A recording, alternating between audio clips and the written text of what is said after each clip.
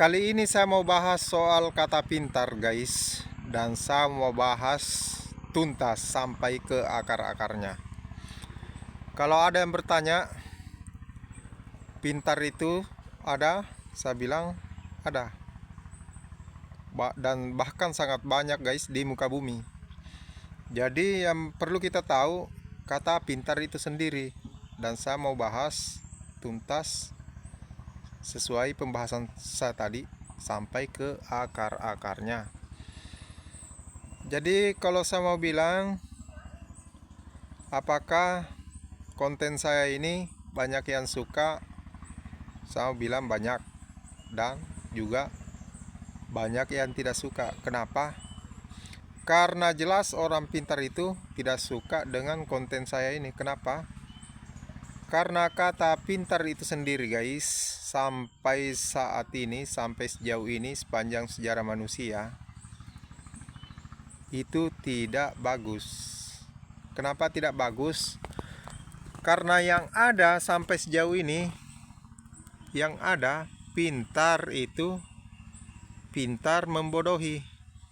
Itu yang ada. Belum ada satu manusia yang betul-betul pintar dan pintar mensetarakan, mensejahterakan manusia. Belum ada. Belum ada. Kenapa? Analisanya begini. Seandainya ada orang yang betul-betul pintar, pintar yang kita inginkan, seluruh umat manusia di muka bumi, tidak ada yang namanya ketimpangan atau kesenjangan atau ketidaksetaraan. Tidak ada begitu. Kalau ada yang betul-betul pintar dan betul-betul bijak. Karena pintar saja tidak cukup kalau tidak bijak. Jadi kata pintar itu ada, banyak, dan pintar membodohi. Kalau seandainya, guys, semua manusia di muka bumi ini tahu bahwa pintar itu ada dan pintar itu banyak dan pintar itu membodohi, maka terjadi revolusi besok pagi. Karena saya rasa tidak ada satu manusia yang mau dibodohi, tidak ada. Tidak ada. Tapi pada kenyataannya itu yang terjadi sepanjang sejarah manusia, guys. Banyak orang pintar membodohi. Kenapa saya bilang begitu? Saya akan bahas satu persatu dan saya akan bongkar satu persatu. Kenapa semua sistem yang dibikin di muka bumi ini sangat rumit, termasuk bahasa, pendidikan, agama. Kenapa dibikin? Karena itu sistem pembodohan. Kenapa begitu? Supaya orang-orang pintar itu tadi tidak bekerja. Terus mereka bikin apa? Mereka hanya mencurangi sistemnya supaya dia bisa makan tanpa kerja. Semuanya begitu. Semua. Jadi kalau kata kaya itu, sukses itu sudah jelas tidak adil. Jadi kalau bayangkan saja, begini saja pemahamannya. Bayangkan saja, kalau semua orang kaya, semua orang sukses, siapa yang mau kerja? Tidak ada. Tidak ada. Kenapa? Karena kata sukses itu semuanya punya uang. Itu intinya ya, semua punya uang. Jadi kalau semua orang punya uang, siapa mau kerja? Tidak ada orang kerja. Kenapa? Karena semua punya uang. Dan kenapa dibikin sistem pembodohan? Supaya tidak semua orang pintar. Kalau semua orang pintar, siapa lagi yang mau dibodohi? Begitu ya cara memahaminya ya. Dan ini tidak ada dan tidak banyak orang yang tahu. Tidak ada yang bisa pecahkan ini, maksud saya, dan tidak banyak orang yang tahu. Karena seandainya semua manusia di muka bumi ini tahu, itu tadi terjadi revolusi besok pagi. Terjadi perubahan besar. Tidak ada lagi sistem pemerintahan, tidak ada lagi mau diatur, tidak ada. Karena begini guys, pertimbangan besarnya penguasa kan ada namanya apa? Perbudakan secara paksa, ada juga secara halus. Kalau kembali sistem perbudakan secara paksa, coba paksa semua rakyat kalau tidak mau bekerja untuk pemerintah. Kan mau paksa, kalau tidak mau tembak, begitu maksudnya. Tembak mati semua. Kalau sudah ditembak mati semua, pemahamannya begini guys, siapa lagi yang mau kerja? Kan habis ditembak. Jadi pertimbangan pemerintah itu bagaimana caranya kita bikin sistemnya, kita bodohi mereka termasuk pendidikan. Karena pendidikan itu guys, pembodohan juga. Kenapa? Karena itu sengaja dibikin sama manusia-manusia pintar itu tadi, supaya manusia itu sudah terdoktrin otaknya bahwa inilah kehidupan. Padahal kehidupan yang kita inginkan yang sesungguhnya bukan itu. Kehidupan yang diinginkan manusia yang sesungguhnya itu kebebasan. Kebebasan berpendapat, berekspresi, kebebasan finansial. Intinya bebas. Yang penting tidak melanggar nilai-nilai kemanusiaan, bukan melanggar hukum, bukan. Karena bebas itu melanggar hukum. Pemerintah tidak suka. Karena kenapa? Karena kalau semua orang tahu bahwa ini tidak adil, pintar ini tidak bagus, tidak baik. Bayangkan kalau tidak ada yang mau kerja. Tidak ada yang mau kerja untuk orang lain. Apakah pemerintah tidak turun? Atau begini pemahamannya, seandainya masyarakat tahu, rakyat tahu bahwa oh ini akal-akalan pemerintah ini, tidak ada yang mau jual berasnya, tidak ada yang mau jual ikannya, hanya buat makan sendiri saja, buat dirinya sendiri, saya rasa pemerintah itu turun bawa senjata. Tidak mau jual berasmu, kan kembali lagi ke sistem pemaksaan. Begitu sistemnya ya. Makanya ada yang dibilang penguasa, ada yang pegang senjata, dia yang pegang kontrol, kan begitu. Jadi dia yang kontrol semua. Kalau tidak mau, paksa, kan begitu. Gitu ya. Jadi itu pemahamannya. Jadi cara kerja manusia ini guys, memang saling membodohi. Jadi siapa yang paling pintar itu yang paling kaya, paling sukses, paling enak hidupnya. Kenapa? Karena dia jadi penguasa guys, penguasa dunia. Dan itu bukan pemerintah guys, bukan. Banyak di luar pemerintahan yang menguasai dunia, banyak, sangat banyak sekali. Mungkin orang-orang kecil ke bawah itu tidak tahu. Pohon cilik, kata siapa? Ibu Megawati, dia nggak tahu. Ini mungkin saya bisa bilang begini, ini mungkin hanya saya di muka bumi ini yang mau bicara terbuka seperti ini. Kalau ia memahami, banyak sekali yang memahami ini, soal ini, tapi dia tidak mau terbuka. Kenapa? Karena dia mau membodohi orang supaya dia enak. Tapi saya tidak begitu guys, karena memang saya bikin konten, ada di konten saya upload di Facebook guys. Saya itu bikin konten bukan ngejar uangnya, tidak ngejar uangnya. Kenapa? Karena saya tahu uang itu sendiri juga sistem perbudakan, pembodohan. Kenapa saya tidak ngejar uangnya? Saya hanya ingin konten saya ini dunia tahu bahwa begini cara kerja dunia dan cara kerja manusia. Dan saya juga ingin dunia itu tahu kalau saya itu pernah ada dan pernah hidup di muka bumi ini. Itu yang saya ingin. Jadi kembali lagi ke pembahasan kita guys, soal kata pintar itu tadi. Saya mau bahas guys, kenapa sistem pendidikan, kenapa saya bilang pendidikan itu juga bagian dari pembodohan. Kenapa sistem pendidikan itu pembodohan? Tahu nggak kalian itu? Kenapa ada bahasa perguruan tinggi dan dipersulit-sulit? Sangat rumit. Kenapa? Kenapa tidak dipakai bahasa yang sederhana saja supaya kita semua paham, mengerti apa yang dimaksud? Mau tahu kenapa? Supaya tidak semua orang bisa, kembali lagi, tetap kembali lagi, berputar lagi di situ, supaya tidak semua orang tahu, tidak semua manusia tahu. Karena kenapa? Karena kalau semua manusia tahu, tetap saja begitu kejadiannya, terjadi revolusi besok pagi, tetap begitu. Kenapa? Karena tidak ada lagi yang mau dibodohi. Kenapa? Oh, ternyata anjing, ternyata mereka ini cuma mau makan saja di atas, duduk. Aduh. Begini sekalinya maunya mereka ya.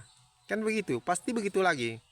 Jadi sistem pendidikan itu sengaja dibikin. Kenapa?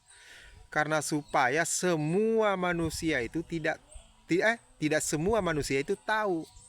Tidak semua, hanya orang-orang tertentu. Hanya orang-orang yang wow, cara berpikirnya wow. Hanya itu yang bisa tahu. Kalau semua orang tahu ya itu tadi, siapa lagi yang mau disuruh-suruh, siapa lagi yang mau dibodohi, kan begitu. Sama halnya dengan uang, sama persis, tidak ada perbedaan. Kata apa? Keadilan itu kan, keadilan sosial bagi seluruh rakyat Indonesia itu kan tidak berlaku itu di Indonesia. Kenapa? Karena itu tidak ada. Kalau semua adil, merata, logikanya begini. Apakah presiden mau turun nyangkul? Kan tidak mungkin. Itu tidak mungkin itu. Kan begini, yang dimaksud adil itu, sejahtera itu, merata itu, semua kerja sama, nyangkul sama-sama, nanam sama-sama. Kenapa? Karena kita mau makan, semuanya mau makan, tidak ada satu manusia yang tidak makan, asalkan manusia. Itu kata kuncinya, tidak ada. Jadi kalau ada yang kerja, ada yang tidak kerja, kenapa yang tidak kerja lebih enak makannya ketimbang yang kerja keras? Kenapa begitu? Itulah ketimpangan, karena Anda bodoh. Mereka pintar. Jadi mereka bikin sistemnya, sistem pembodohannya. Mereka mencurangi sistemnya. Gitu ya, pemahamannya ya. Tapi sebenarnya sangat rumit sekali cara memahami kerja manusia dan kerja dunia ini, guys. Sangat rumit sekali. Itu saya tahu, saya hafal persis itu, saya hafal mati itu cara kerja manusia. Makanya saya tahu semuanya. Akal busuk manusia itu mulai dari kerajaan, pemerintahan, pokoknya sebelum-sebelumnya penguasa-penguasa, semua. Makanya seberani bilang semuanya adalah sandiwara. Pendidikan, apapun yang kita lihat, semua itu, semuanya tidak ada terkecuali, termasuk agama. Kalau mau saya bahas agama lebih dalam lagi, sama persis, tidak ada perbedaan dengan pendidikan, tidak ada. Tapi investasi yang paling awet di muka bumi itu agama sebenarnya, agama. Tapi kata agama itu kan begini, guys. Kalau menurut saya pribadi, kan ada juga di konten saya di Facebook, upload, guys ya. Kalau kata agama itu baik guys. Jadi menurut saya pribadi, kalau sudah di luar daripada kebaikan, itu sudah tidak pantas lagi disebut agama, termasuk menjelek-jelekkan agama lain, atau termasuk mempolitisasi agama itu sendiri. Kan banyak itu. Kan contohnya begini, saya sudah ada ya banyak penelitian, saya sudah survei. Di sini ada pondok pesantren. Tidak lama kemudian ada lagi. Ini santri sama santriwati, guys. Dia menampung santri sama santriwati. Di sebelahnya juga iya. Padahal itu santrinya itu hanya ada beberapa orang. Kenapa didirikan lagi pesantren di sebelahnya? Kan sudah ada yang di sebelahnya. Kan konsep agama begini, guys. Agama itu mengajarkan kebaikan. Jadi kalau menurut Anda pribadi, kalau sudah kebaikan, kenapa kita tidak satukan saja yang di sebelah ini? Jangan bikin lagi yang di sini. Tapi cara berpikirnya bukan begitu guys, karena agama itu tidak benar. Tidak benar, hanya kebaikan, bukan kebenaran, kebaikan. Karena bedakan kebenaran sama kebaikan. Bedakan. Baik itu baik itu begini, atau moral. Kalau kita masih tahu apa yang buruk, apa yang baik, itu moral. Kita masih tahu. Kalau sudah tidak tahu, itu tidak pantas disebut manusia, itu binatang, kan begitu. Jadi itulah kata baik atau agama guys. Itu kata baik dan agama. Tapi kalau sudah mempolitisasi agama, itu tidak pantas disebut agama. Termasuk tadi yang persaingan tadi yang saya bilang. Ini kan yang saya bilang tadi, ini persaingan guys. Kenapa bikin pesantren di sini, ada juga di sebelahnya? Kenapa begitu? Jawabannya begini guys. Kenapa lomba-lomba orang bikin pesantren? Karena yang diuntungkan itu pendirinya. Pendirinya diuntungkan. Sama juga masjid, sama, tidak ada perbedaan. Yang diuntungkan itu pendirinya. Disuruh orang sedekah di pesantren, di masjid, zakat. Ini otak pakai.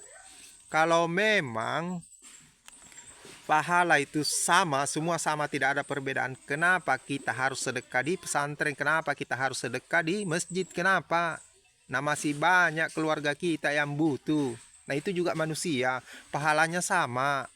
Kenapa bukan saudara kita sedekahi? Kenapa? Hah? Kenapa? Apa alasannya? Padahal itu jelas-jelas sangat butuh. Masjid itu, pesantren itu tidak butuh. Dia itu politisasi. Kenapa saya bilang tidak butuh? Kalau betul-betul agama itu benar, diklaim benar, dan bisa dibuktikan, kan ada namanya pemerintah. Kenapa pemerintah diam saja? Kenapa bukan pemerintah yang ngurus semua itu, supaya pemerintah itu masuk surga? Analisa itu. Tapi tidak ada itu. Itu hanya panggung sandiwara. Sama juga pendidikan tadi, sama persis. Tidak ada perbedaan. Kan tidak ada satu sistem pendidikan di muka bumi bahwa kamu lulus kuliah, kamu akan sukses. Tidak ada jaminan begitu. Tidak ada. Tidak ada yang menjamin satu pendidikan di muka bumi itu bahwa setelah kamu lulus, kamu akan sukses. Tidak ada sistem pendidikan begitu. Makanya saya bilang semua yang ada di muka bumi, kalau masih sistem politik, perbudakan, semua sama. Semua masih sistem pembodohan. Dan dunia ini semakin kesini semakin hancur. Kenapa? Karena semakin kesini semakin manusia itu tidak ada yang mau bekerja, semuanya mau makan. Di pikirannya itu begitu.